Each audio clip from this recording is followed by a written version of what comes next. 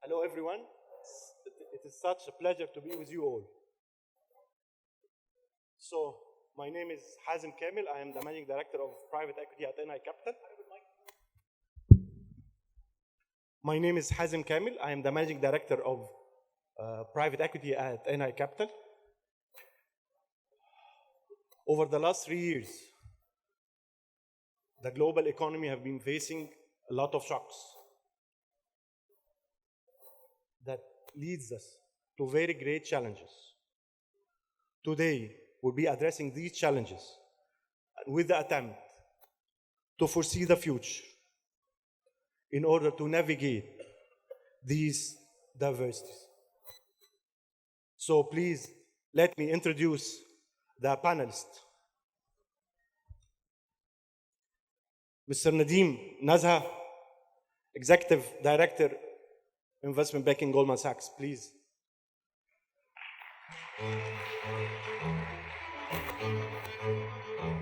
Wael Nafee, Partner at Raed Ventures.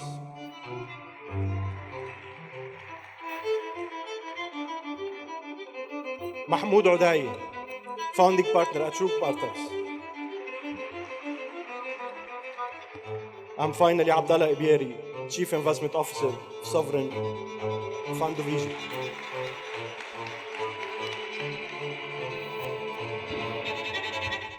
Thank you all. So, let's start with Nadim. Nadim, what are the challenges that we are facing today? Thank you. Thank you for the positive question.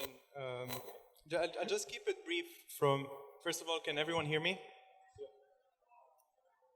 Okay, so first, just from a global macro perspective, just to set the scene, there's really 5 themes that we are seeing in the market. The first one being the high inflation, and then the response that the central banks are taking globally, and it's a synchronized response. Which brings us to the second theme, which is the risk of weakening growth globally. So 1 and 2 go together. Weakening growth also comes with lack of consumer confidence and a slower spending in general. The third theme is the fear of recession risk, hence this is a case in point, today's panel. The fear of recession globally, if you measure it as a sentiment, is actually very high, even though global economy is still not technically in a recession. So looking forward, the fear of a recession has increased. The fourth one is energy imbalances, and this is affecting Europe in a specific way, but also MENA in another way. And then lastly, the geopolitical tensions, which we've covered at the beginning of this conference. So those are the 5 main themes that are driving the current bear market. High inflation, fear of recession, high oil prices, and the last one?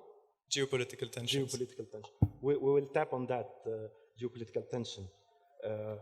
Wael, I think high oil prices is a good problem to have it to the GCC. So generally, can you guys hear me? Is the voice clear? Can you hear me now? Yes. Okay, perfect. So obviously the GCC oil prices being high is probably a good thing. Most GCC countries historically, if you look at market downturns, you will find that there is a less of a burden or bump that you see in the GCC just because they are relatively shielded. Doesn't mean that they are completely shielded, but the dynamics of the downturn and how it affects the economies there are actually quite different than what you see globally. And I think, to piggyback off of some of the points that Nadim mentioned, I think with the fear politically, we're seeing more and more countries developing more nationalistic tendencies where they want to close out from global trade. And I think what you find the trend in the MENA region is quite the opposite, where there is more openness to do business by government policies, by regulators, and by just overall policy. You can see that very clearly in Egypt, you can see that very clearly in Saudi, you can see it very clearly in UAE and many others. So I think overall there's a couple of things that are happening globally which are worrisome. How they affect the MENA region is yet to be seen. It's probably going to have an effect, but not as we expect elsewhere. and it can be mitigated to some extent with the right approach to policy and signaling of opening to business by governments and certain political decisions and economic decisions that they can do to encourage that trade. So, Mahmoud, so this crisis is not bad to GCC, not like the financial crisis 2008. If you can reflect on that, especially that UAE maybe 2008 was facing different position than now today. I think UAE is benefiting from that high oil prices. So if you can shed more the light on that, please. Absolutely, and happy to share my perspective. Happy to share my perspective, but before that, thank you for having me here. Really excited to be with all this amazing crowd and a lot of energy in Egypt, always in technique. So thank you guys for that. Let me take a step back and just kind of share a few interesting facts. Number one is the recession is actually never stayed forever, right? Even we are approaching potentially a recession, and there is the high fear of recession and the sentiment. But recession, if we look over the past 11 cycles, usually it lasts between 2 to 18 months. And on average, it takes 11 months. So actually is not extremely, let's say, devastating from that perspective. But also there is a better news here that if we dig deeper into this recession that we are talking about, it's inflation-driven recession versus a credit-driven recession. And this is an important technical point to address to the crowd. When we talk about the credit-driven recession, like the global financial crisis back in 2008, what you're referring to, or to the dot-com bubble, dot-com bust, these are driven by credit that build up in the system, and usually it takes decades to clear that. And if we look at the corporate earning, if we look at the S&P earning, actually you have a significant erosion of profit. You're talking anywhere from 30 to 40 to 50 to 60% erosion on the profit of these companies, large companies. When we're talking about inflation-driven recession, we're talking about something that is usually have a lighter impact, right? We're talking about corporate erosion of a profit of around 14 to 15%, and this is back in 1973 and 1984. So really important to kind of paint that picture. Now, bringing this back to the region, from oil perspective and oil prices, we are the first time in our recent history or the past 30, 40 years, we see oil prices actually behave differently or decoupled from the financial system. Where the financial system dropped, oil prices went up. Why is that happening? Because of course there is a significant constraint on the supply. Is that going to change? We don't believe that's going to change anytime soon, because over the past 5-10 years there is significant underinvestment in the oil and gas industry. What does this mean to all of us? You have GCC country that have a significant oil revenue that is coming. Countries of course, the UAE, Saudi, and the rest of the GCC have put a significant agenda to drive innovation, and they continue to deploy capital. So you have influx of capital that is happening there. We don't expect consumer sentiment to change, so we continue to be seeing innovation-led consumer spending as well as venture capital investment happening in this market. And that's where there's an opportunity for the Egyptian market, and maybe we can talk about this in the next session. Thank you, Mahmoud, for these insightful thoughts. Abdalla, now we have been talking about the neighborhood, using the same analogy of Professor Ariane. So now let's talk about the house. And you are the one that are in the kitchen of the house. So please, if you can give us more, how do you see Egypt is going to face these challenges? Sure. Thank you. I mean, let me echo Mahmoud's thanks to Techni Summit for inviting us. This is truly impressive. When you look at the numbers, when you look at the turnout today, when you look at the quality of moderators, when you look at the quality of speakers, it really bodes very well for the outcome of this summit. So thank you for having me, and thanks for inviting me to speak. So, sure, I mean, let's first remember, and I'm sure all my other panelists have also mentioned that that the crisis that the world is facing is a global crisis. Everyone is worried about inflation. Everyone is worried about the supply side. Everybody's worried about winter. Everybody's worried about energy prices, and so on and so forth. So it's not a local issue. It's a global issue. I think the kitchen is trying to make sure that the local issue is addressed, that we have solutions, and make sure that we can execute. Here in Techni Summit and in many other conferences that we attend, we keep talking about ideas. And it's very good to share ideas and talk about solutions. But I think the most important thing is execution. We all understand economic theory. Everybody read the same economic book. Everybody understands the solution. The difference between the countries that will fare well in this global issue are the countries that will be able to execute. Now, we have a lot of opportunities. Egypt is really it could stand to be a global market leader in the production of things like green hydrogen, desalination, localizing many of the supply chain, such as localizing car manufacturing, electric underground buses. Now, we need to be able to execute, and that's what we're doing. At the Sovereign Fund of Egypt, at the Egyptian Private Equity Association, our key concern is how do we execute? How do we help others execute? So this is the challenge.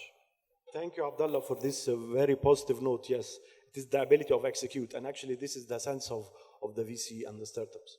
So Nadim, back to you. You have been touching on the 4 themes, let's say, that you have been discussing earlier. High inflation is good for valuation, but higher interest rate hits valuation. So tell us, how can these startups value their companies nowadays? Yeah. So first, I don't think it's only a valuation debate nowadays. So people, in terms of valuation, they will look at how the public market is trading. That has traded down. The S&P is down 20% this year. Nasdaq 30% this year. Even the global index is down 24% this year. So private market valuations will follow public market valuations. But it's not only a valuation debate anymore. So companies like the ones who are with us today, technology companies specifically, that are going and trying to raise capital from private investors, they have a bigger debate to do. It's not only valuation, it's also downside protection, it's governance. So the term sheet that is being dealt with in the current environment is very different from the one we were seeing in the last 2 years. So it's not only a straightforward pref equity clean structure. It has a lot of bells and whistles now, and that reflects the investor fear or the discomfort in general. So you see minimum IRR guarantees. You see even structure that just completely ignores valuation and goes into more of a debt-like structure. Now, how does that reflect to the global theme of capital raising? So one, we're seeing fewer companies raise capital. From the ones who are raising capital, we're seeing more that are later stage than earlier stage. And actually the median size of each of the raises have decreased. And if you compare it with a year ago, Series C today, a median Series C is roughly $33 million, whereas a year ago it was 44% higher. D is roughly in the 40 to 45. That also declined around 20%, and then E plus is now just about 50 million, which is also down. So you are saying that investors want to take less risky position these days? There's a lot more scrutiny on due diligence, and there is a lot more focus on how does the term sheet looks like. So it's no longer free money, right? It's now very tough to get that money, even though the money is still abundant, and we'll talk about that later. But people are focused on downside risk because of the investor discomfort in investing in this environment. Okay. Well, what is your view on that? It's quite interesting. If you can shed the light, Nadim have been talking about the structure of the deals, but being a VC, a partner in a venture capital, what do you look at as well? So basically, startups can start focusing on. Yeah, I want to say one thing as well. If I take the context of what Nadim mentioned and apply to what I see happening in MENA specifically, I will say the following, and it's important to kind of recognize the context of MENA being a very nascent startup ecosystem. There are almost the vast majority, if not more than 90% of VCs in MENA are early stage VCs. There are a handful, less than a handful, of growth stage VCs. Now, the majority of startups that end up raising growth capital end up having to have partners and VCs coming in from abroad.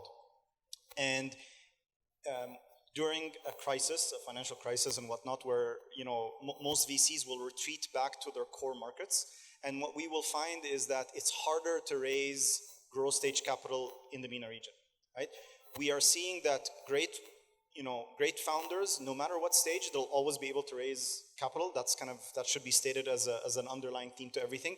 If you have a fundamentally good business, if you are showing very strong, you're showing very strong unit economics, a very strong founding team, you will always be able to raise capital. So that should be said. But that aside, where maybe your situation is not as perfect, you're still working on a few things here and there, it is definitely much harder to raise growth stage capital than early stage capital. So that's number one. Number two, in terms of your question about deal structures and whatnot, there is definitely a shift starting. In the beginning, most VCs know that for every kind of key term in the term sheet, there is the most founder-friendly version that you can have of it, where the founder gets the leeway with lots of different things. And then there's the most investor-friendly version. And to be honest, the right thing is somewhere in between, where there's a proper balance between the rights and responsibilities of all parties for it to be a proper partnership. We are definitely seeing a shift towards more protectionist approach to downside risk for VCs. And it is a trend. I think I'm not seeing as much on certain terms. Like, I've started hearing that people are asking for more than the 1x liquidation preferences. You're starting to see kind of minimum guarantees for certain things. Double dips. Double dips. Exactly, double dips on various different elements. I don't know how prevalent it is. I still think it's happening much more outside than here, mainly because these terms typically kick in for growth stage, and growth stage is slowing down a lot in MENA for now. Thank you, Wael. Mahmoud, geopolitical risk fuel the fear of protectionism, nationalism. How do you see that affect cross-border investment? And with high oil prices, you and Wael have been mentioning that there is abundance of funds that is willing to be invested and flow within cross-border investment. How do you see that happen? So let me start by sort of painting the right picture on the abundance of capital. So in the region, or let's say in the GCC, it was never the issue of availability of capital. It is more the availability of risk capital for the venture capital class. To Wael's point, we talk about a nascent industry.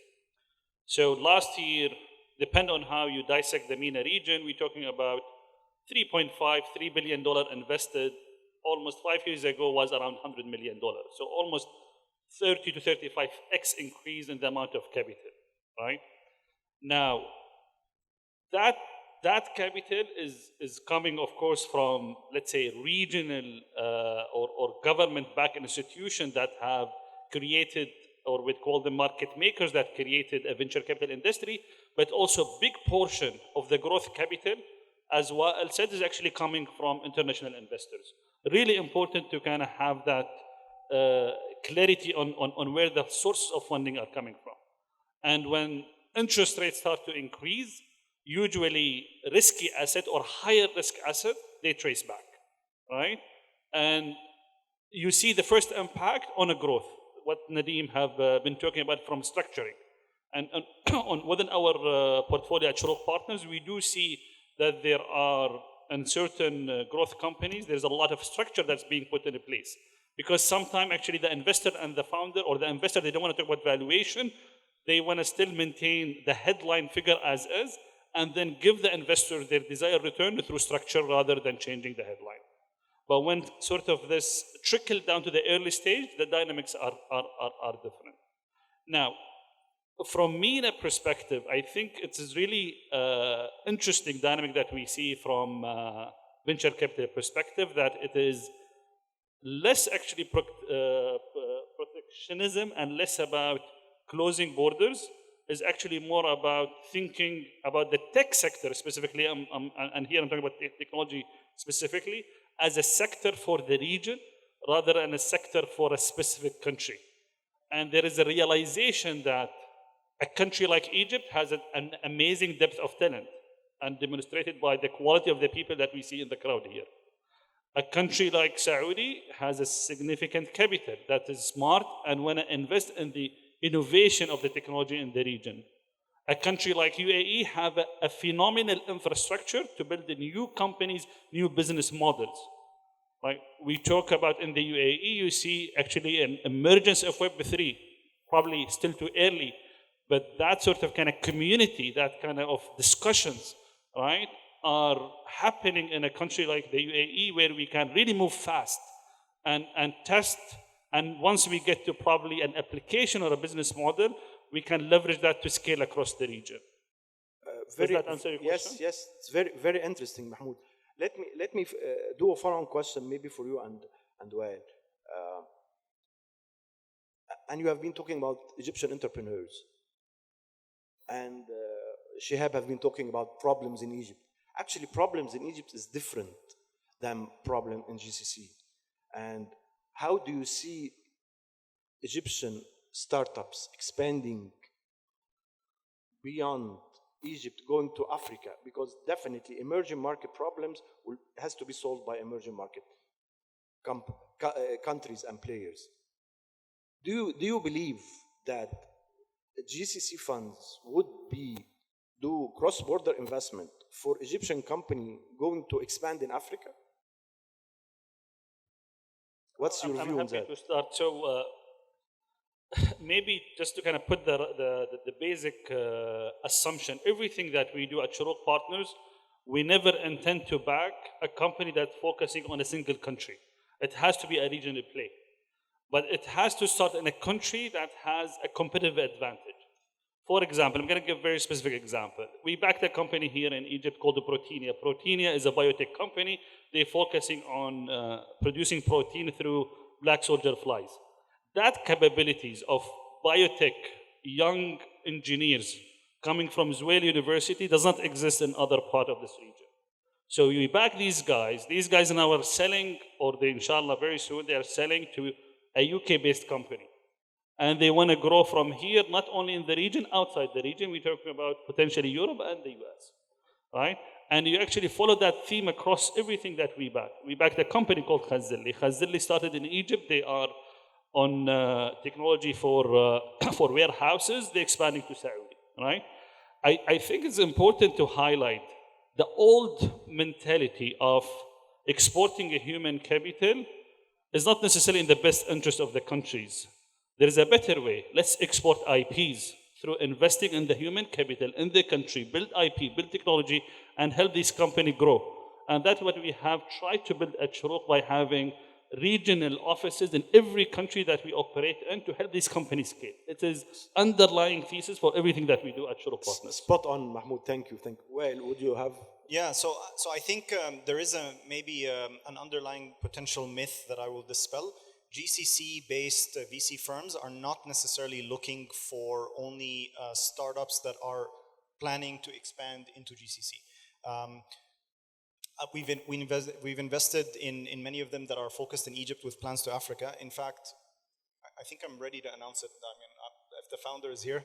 We actually just are in the process of announcing a really large fundraising round into pharmaceutical B2B supply chain company called Grinta. Yes. We're along with Include and Endeavor. We have Mohammed Azab. Yes, the founder, and the rest of the founding team sitting in front of me, Yusra, Hamza, and Ali, and others. We're leading their $9.5 million round along with the Include and Endeavor. It's a company that's planning to expand into mainly Africa. It is disrupting and helping pharmacists empowering them to run their businesses better, getting access to supply, managing all of their operations, and managing all of their financial aspects. It's an end-to-end solution. This model doesn't really work for GCC because it relies on having a long tail of independent pharmacies, which is more of an African kind of narrative, an African problem, as opposed to GCC where it generally is dominated, pharmacies are dominated by chains. So my point is, we are not necessarily looking for just companies that plan to expand to GCC. That being said, one of the things that we also care about is making sure that for the companies that do have business models that work in Egypt as well as GCC because of the nature of the business, we will strongly support them to get into the GCC. There's sometimes from the fintech angle, regulatory aspects to involve, sometimes operational aspects involved. So we will help in that. Lastly, I will say one point. Raed Ventures, we focus on early stage MENA companies, and the top 3 markets and countries really are Egypt, Saudi, and UAE. And I can tell you, our excitement about Egypt shows in our numbers. Our latest stats that we were reviewing, if we were investing in each of these, we'd get 33, 33, 33. I can safely say that Egypt is getting more than the 1/3 of our fund investment for Egypt, which shows that we are definitely excited about Egypt. We're definitely excited about what entrepreneurs are doing. And, regardless of where they end up going, we will support them. Thank you, Wael, for the positive note. We are running out of time. Abdalla, the role of patient capital at these times, how do you see? Listen, the sovereign funds and the large financial institutions like DFIs, they have a stern mandate. The mandate doesn't change. And when the going gets tough, these organizations stay the course. They know their mandate, they know the challenges, and they are there. They're there to invest, they're there to advise, they're there to comfort.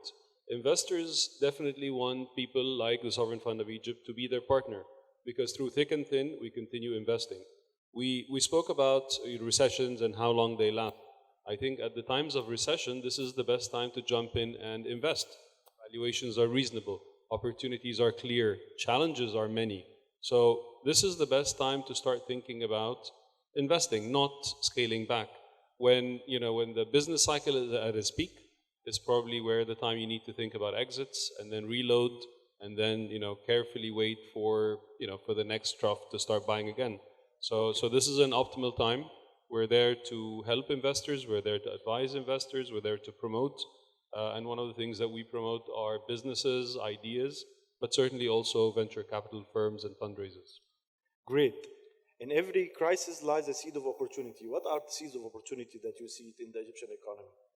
Since the microphone is you. Sure, great.